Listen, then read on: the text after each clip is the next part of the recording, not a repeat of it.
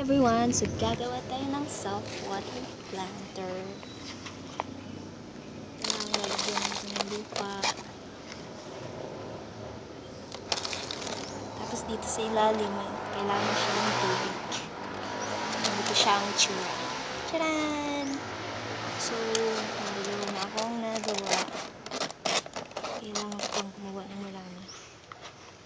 Para marami akong matanim na gulay. So, ganito siya. Yung mga hindi na ginagamit na empty bottle. So, nalagyan ko din ng bunot para hindi masyadong concentrated ang lupa. Hindi siya gaano basa.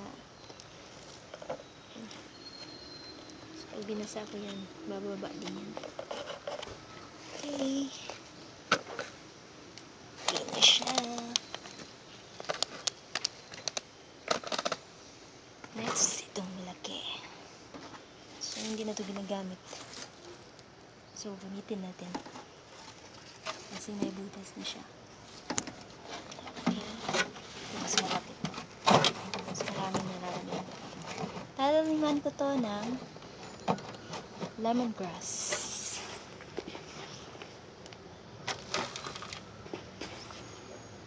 So, marami akong lemongrass.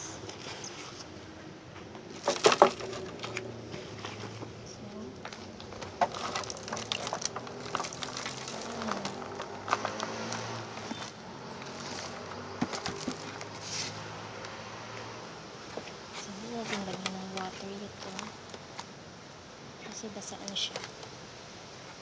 Nalagyan niya ng water here. So, sisipsipin lang siya niya. May cotton.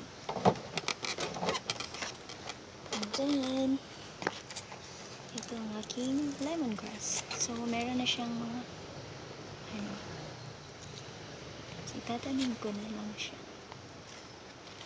So, mas siya. Hindi na kailangan bigyan araw-araw. Hindi na mamamatay eh. Kasi may water na siya dito. Sisipsipin lang siya. So, yan na lang ang i-refill mo. So, yung butas niyan, hindi naman na-out. So, kaya gamit siya. Yan. Lemongrass ko. Marami siya. So, yan lang.